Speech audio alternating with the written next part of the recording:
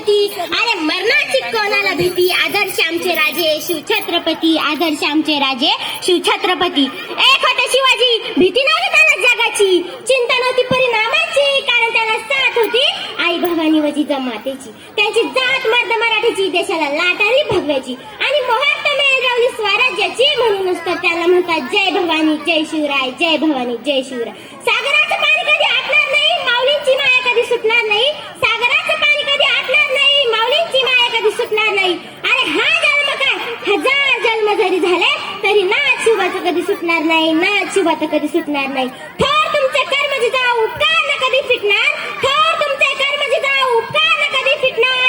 चंद्र आणि सूर्य असेपर्यंत नाव न तुमचं मिटणार, नाव न तुमचं मिटणार, नाव न तुमचं मिटणार. श्वासात रोखिले वादळ, डोळ्यात रोखिले आग, श्वासात रोखिले वार्ता छत्रपती. एकटा हिंदू वाघ, एकटा हिंदू वाघ, एकटा हिंदू वाघ.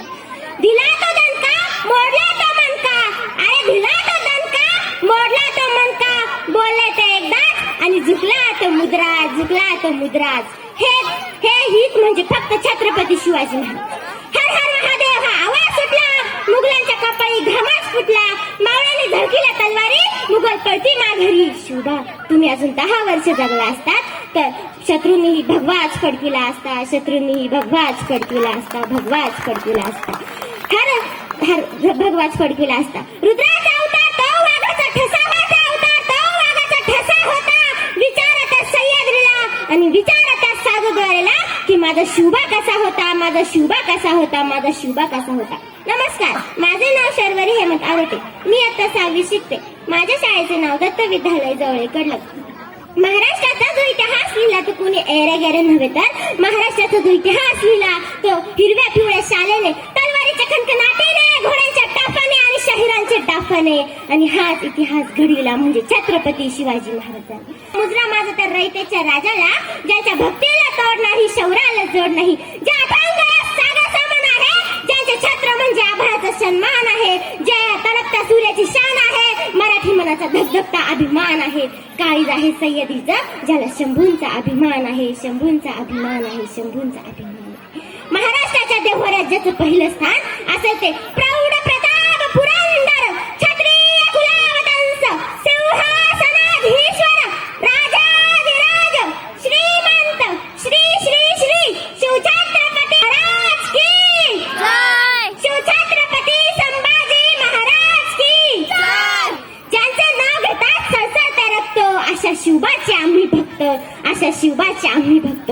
मराठी म्हणजे नेमकं काय? मराठी म्हणजे अतिशय साधा सोपा अर्थ आहे मराठी या शब्दाचा.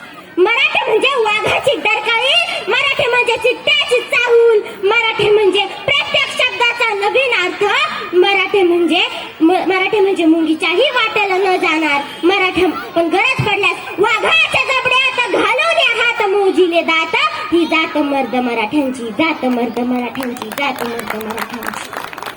अंधाराला घाबरत नाही, आभाळाची साथ आहे.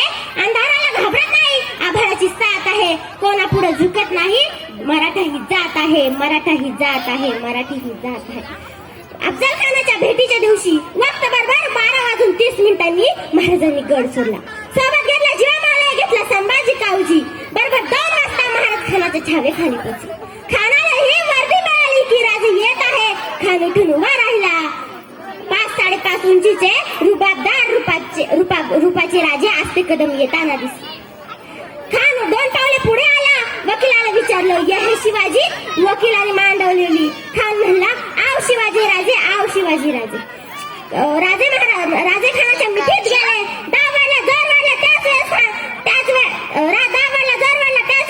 खानाची कटार निघाला. महाराजांच्या मस्तकावर फडकणार त्याच वेळेस महाराजांची वाढ खाली निघाली. दुपासली खानाच्या पोटात. दगाव करत खान खाली पडला, दगाव करत खान खाली पडला. त्याच वेळेस सय्यद बंडाच्या दानपट्टा महाराजांच्या मस्तकावर फडकणार. त्याच वेळेस जीवा महालांनी त्याचा हात डुबवला. इतिहास फुटफुटला होता जीवा, म्हणून वाचला शिवा. म्हणून एवढंच म्हणावं असं वाटतं की हरे रंग का सपना लेकर अफजल खान आया था इस माटी पर. हरे रंग का सपना लेकर अफजल खान आया था इस माटी पर.